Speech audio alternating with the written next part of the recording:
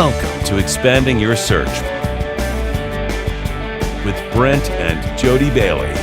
We are growing our circles of connection and knowledge with encouraging conversations and positive communications.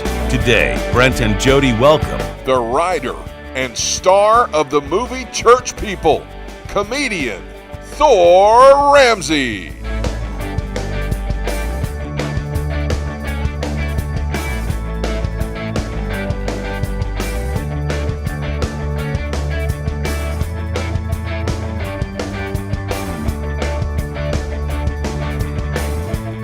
And now, here are your hosts, Brent and Jody Bailey.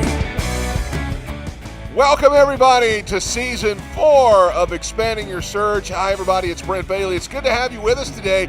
As you can tell, we got a new studio coming to you from the new digs here. We're so excited. Let's check in right now over at the tech booth where my wife, Jody, is hanging out over there. We're back, and it's so good to be here. Awesome. We started this in March of 2020 as the world was shutting down from COVID. We've completed 3 seasons, somewhere north of 150 shows, and you have been great. We've had great guests. We have. And today is no exception. We have a repeat guest today. He is the writer and star of the movie Church People. Thor Ramsey is with us today, so it's going to be a good show today. It is, and let me tell you, just before we even get started, go see Church People, download it, do whatever you need to do. Yeah, buy the DVD or whatever. It's hilarious. It is a good time. It is releasing Friday on digital and DVD, yes. So make sure you go see it, rent it, do whatever you need to do. To get your it's hands good. on it. It's really good. It's really good. Thor's been here before. Of course, he is a stand-up comedian as well as a screenwriter, and he was the star of the movie. We're really excited to have him in. This is a big week. We're going to have Showbiz Week this week. We are. We really are. Because then Wednesday, we're looking forward to Jared O'Flaherty, who's going to be with us. Yes. He is the producer, writer, director of the TV show Vindication, and they're coming back for season 2. Yep. And then Friday, we're going to have the director of Church People on, Christopher Sean Shaw. So it's a big week this week. So. Yep, it sure What is. a way to come back for season 4. Yeah. So and you know, we've got some great guests even beyond this week. we do. We're really excited. I mean, We got a good season planned for you. it's really good. So make sure you continue to tune in. Yes. Let us know in the comments section what you think of our new set. We got some stuff that we're going to be adding still. Yep. One of the features is that sometimes the guests are going to be appearing right next to me here at the desk, and so it's going to be really kind of a cool thing. We're really trying to figure that out still and add that, but we have a great season planned for you, so stick around and be with us. Share the podcast around. Make sure people know that Expanding Your Search is on the air. And if you notice, we have shortened our name to just Expanding Your Search. So anyway. Yep. All right. So as you know, we like to talk about things that are going on around the country right now. We don't like to just focus on all the bad. That was really what this show started out of, was to really give everybody a positive cleansing of the palate, if you will. So we like to talk about fun stuff on here. We don't always try and get serious very often. And before you jump into what National Day it is, this whole chicken sandwich battle thing is getting out of hand. It is just getting out of hand. Well, you know, and I'm just going to say this, and I know other people have said it too. Everything was fine until Popeyes started messing with the Lord's chicken. That is true. As soon as Popeyes came out with a chicken sandwich, and then, you know, KFC and now Wendy's and McDonald's, they all have a chicken sandwich. They do.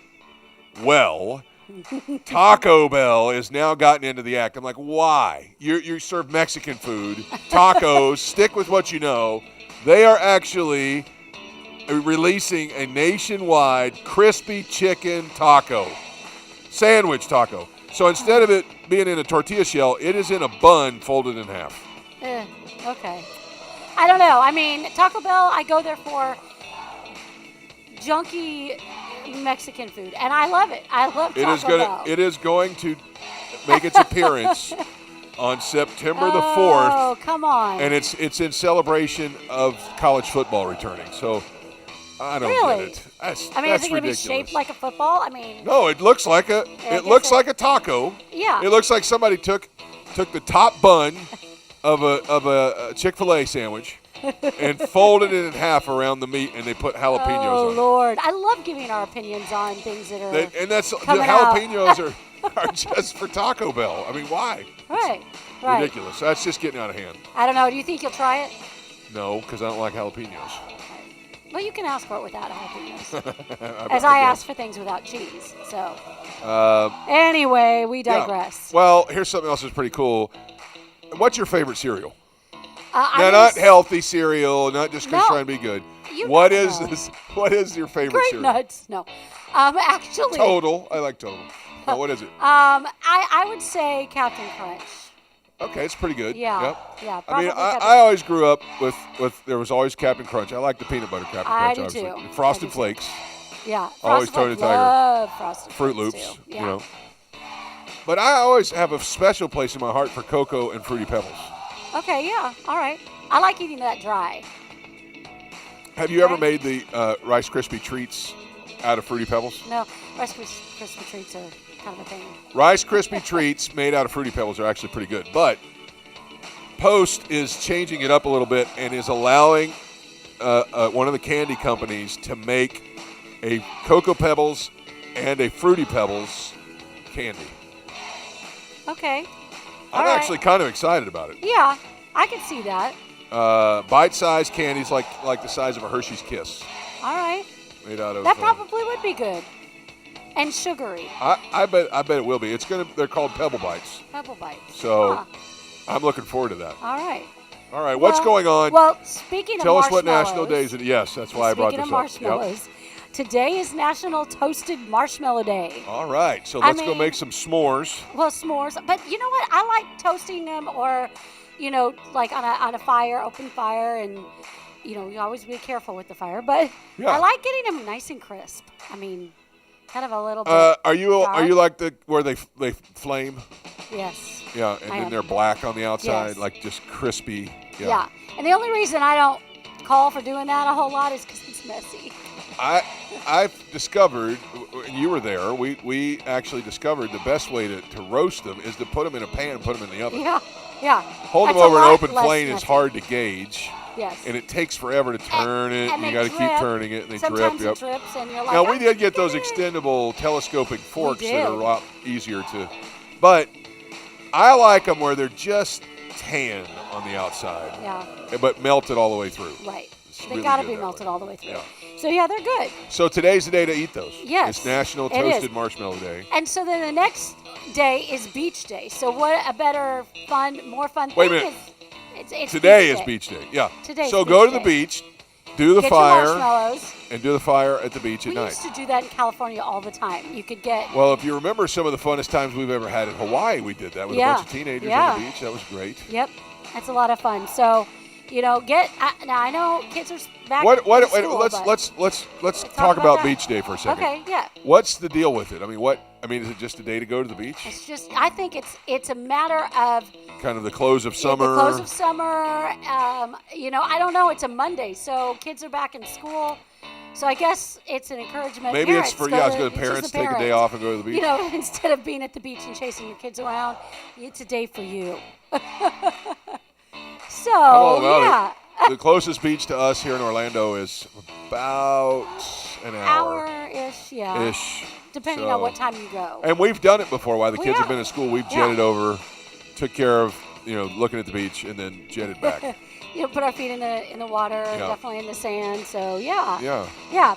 National. So What's the roots behind the celebration, though?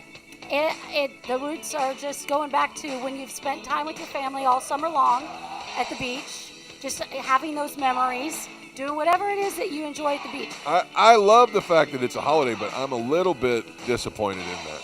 Just to have a day for the second. I'm looking it up to see. I mean, for me, when we lived in California, we lived a few, not we, you and I, because I don't think you would. Well, okay, I don't know. I'm not going to say a lot more. California is very crowded. But I would say I used to walk to the beach from my house because we lived only a few blocks, and I could just spend hours there. All right. I knew there had to be more to this. Okay. All right. It is a day to recognize the beach as such a relaxing place, and you're supposed to, while you're there, you're supposed to help clean it up, so that other people can enjoy it for the future. All right. It's a conservation holiday. Yeah. So there you go. I knew there had to be some reason behind this. Conservation, yes. Yeah. Cleaning up our planet. Right. Yeah. 1929, the Knights of Columbus out of Milwaukee, Wisconsin, launched a National Beach Day as part of their convention plans. And in 2014, a young lady named Colleen Page, pet and family lifestyle expert, created National Beach Day to celebrate beaches and the importance of keeping them clean. I knew there was more to this. Yeah. All right, last but not least, what's the last day today? Whale Shark Day. You know Whale much about whale Day. sharks? I don't. I don't really want to either. I don't either. If I saw something that big in the water with me, I'd be out of the water. And while you're cleaning up the beach, you might just see a whale shark. It would be dirty again if I saw a whale shark in there. All right, that's what's going on around the country today. And today, Thor Ramsey joins us to talk about Church People being on digital and DVD. So let's expand your search.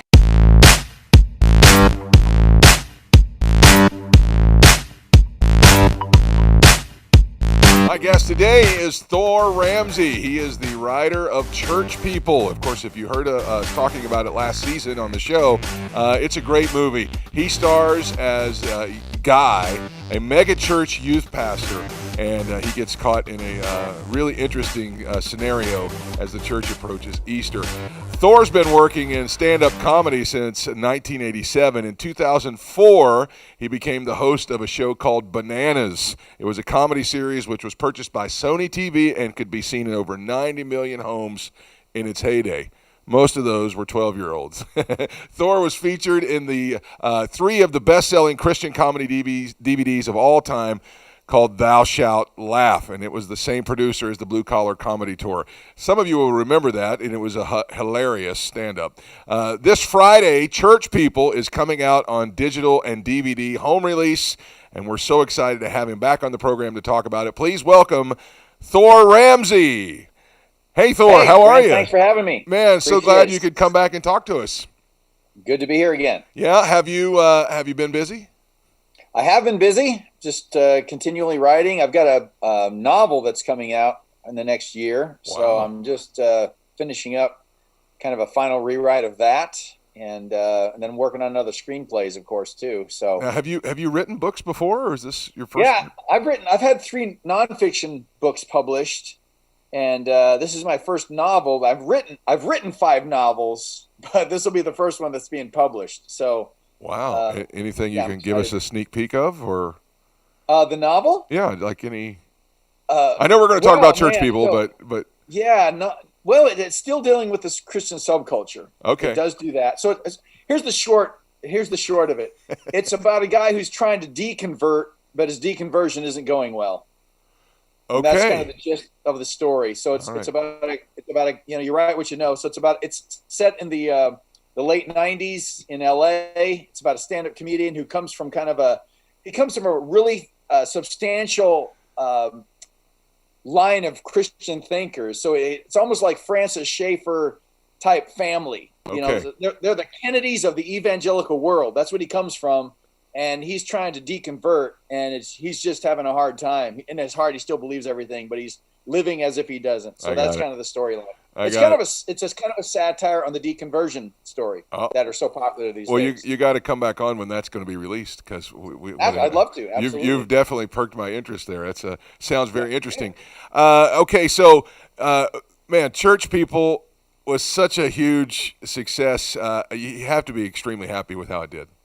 Well, we're really hopeful that now it was released theatrically during COVID, so that was kind of a disappointment. Yeah.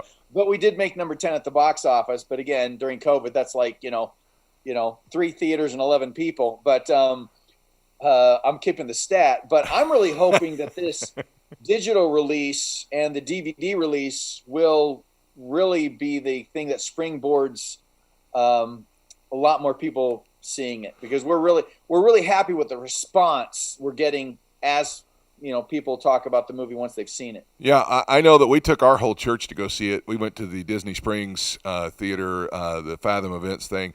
Our entire, almost our whole church went, and everybody sitting near us was cackling, laughing, and it was great. really good. They loved the message, and I can tell you from our church, they loved it. I know it won some awards too. There was it was well received with the critics as well. That's great to hear. I didn't. You didn't know that? Oh, I didn't know. Oh, I think Christopher did. Christopher did win an award through. I can't remember what it was now, but yes. Yeah. But it's met with the biggest thing is the word of mouth on it is great, and that's the thing that makes it really rewarding is when people actually end up liking the movie. What made you write this film? I mean, was this another? Well, I was, long story short. So basically, I was just trying to write a slice of life. I wanted to write a comedy that had sort of a tone that, I don't know if you ever saw the movie Swingers that Jon Favreau was in, and he wrote it. And it sounds worse than it is. It's just a movie about a guy whose girlfriend breaks up with him and his four buddies are trying to help him get over it. That's the premise of the movie. And it's comedic, but it's not an over-the-top screwball comedy. But I wanted to write a movie that kind of had that tone. And so I started writing a screenplay about a youth pastor. And then had a meeting. This is back when, I had a meeting. This is probably what year? Wow. I don't know, maybe in the early, I can't even tell you, probably about 2010, earlier than that maybe, but I don't have my timeline down. But almost a decade ago, I had a meeting at Sony firm, and I pitched them several projects, but two of them, I'd written some screenplays at that point, but two of them were just general market comedies. Yeah. They weren't specifically Christian, they were just clean. But they went, we're Sony firm, we want to do faith-based things, so I told him about this idea I had for, I didn't tell him I hadn't written the screenplay because I only had about 30 pages, but I told him about a screenplay I had called Youth Group. It was called Youth Group at the time. Yes. And they go, we'd like to see that. So I'm like, well, give me a week. so I went home and wrote it and then sent it off to him. And then there's a guy there. He's still there. His name's Josh Nadler. He's a great guy. I hope he's over at Sony firm. And Josh calls me up on the phone and gives me notes. And he does this 5 times. So he gives me notes on 5 rewrites. And the very last meeting, he said, what your story needs right now to bring everyone together is a big idea. Now, Again, I didn't know what the big idea was. Exactly. Somebody just says, you need a big idea. Yeah. I'm like, okay, I'll start looking for a big idea. Well, a friend of mine who's a church planter called me up, and he goes, you're not going to believe what this famous mega church that we all know about, you're not going to believe what they're doing on Good Friday. I'm like, well, I'm all ears. What are they doing? He goes, they're actually crucifying someone. I'm like, there is no way. He goes, I'm on their website right now looking at their social media. So I check it out, and it turns out they weren't actually crucifying someone. They were just doing a passion play, but it was going to be so realistic. They give all kinds of warnings about if you're squeamish and, if you're squeamish at the sight of blood, etc.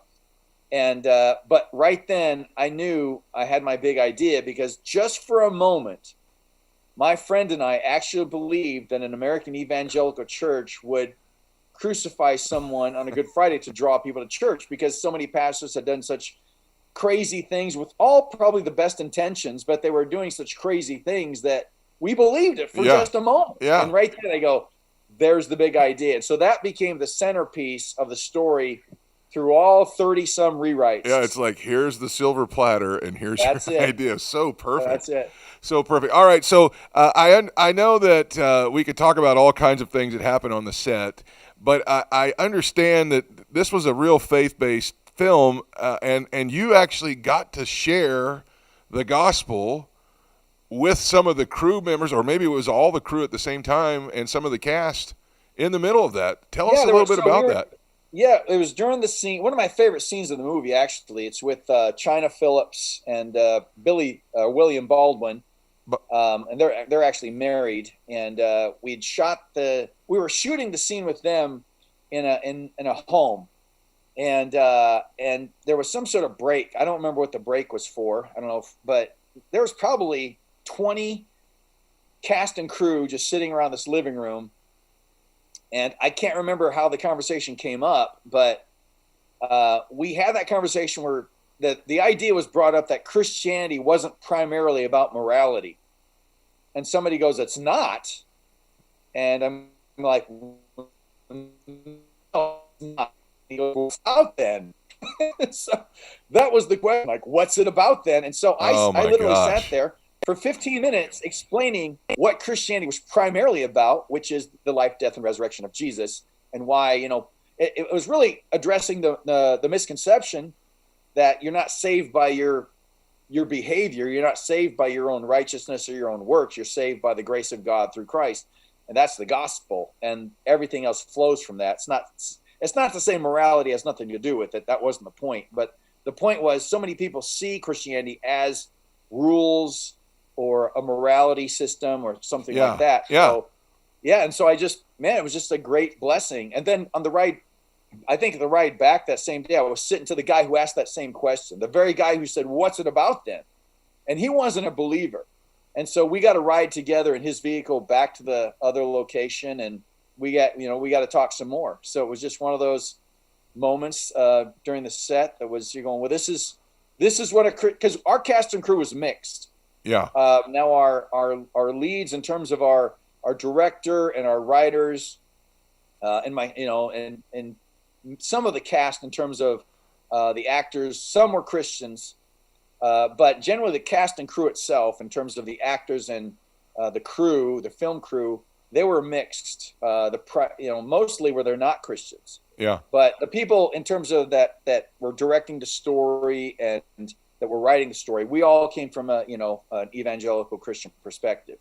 So, wow. From my perspective, that's what makes a Christian film. Well, and that's what I was going to say.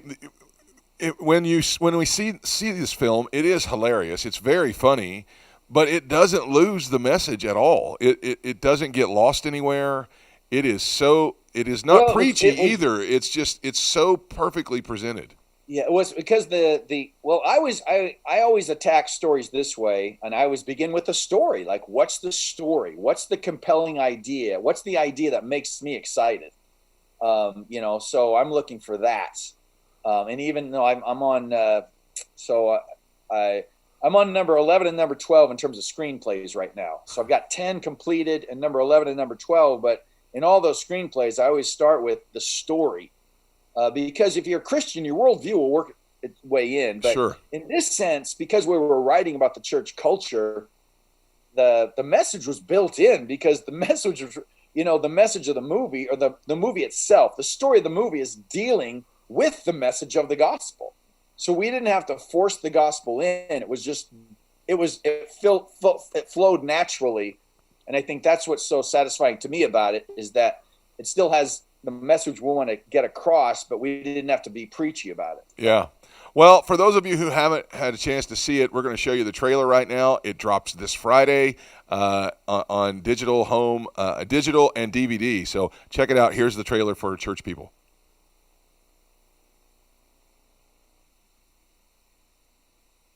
I told you if we broke attendance records, I'd get the church logo tattooed on my arm. Skip, remember back when we first started? All we did was preach the gospel.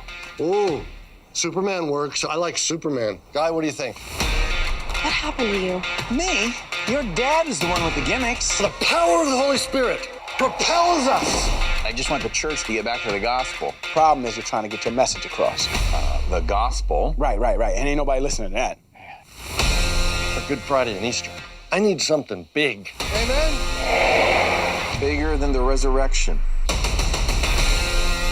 Bigger than anything we've ever done. National headlines. Preach on the death and resurrection of Jesus. Plan. An actual crucifixion. Uh-oh. By placing the nails through your palms in the right place, we hope to avoid major nerve damage. Operation Stop Skip is a go. That's awesome. You have to cancel this Good Friday stunt. Don't be so dramatic, honey. Ooh, I like the rusty ones.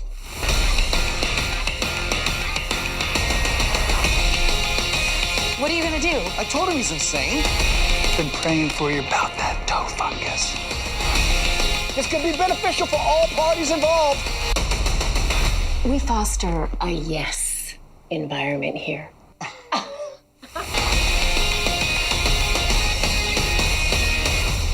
God wanted me to marry you you could be my wife. I have an answer for you.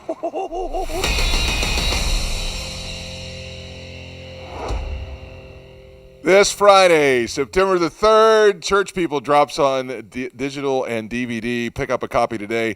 My guest today has been Thor Ramsey. Thor, thank you so much for your time today. We are thanks, Brent. wishing nothing but the best for it, and I can't wait for you to come back and talk about your novel. All right. I'll look forward to it. All right. Have a great rest of your day. That's Thor Ramsey, everybody. And now let's stop for directions.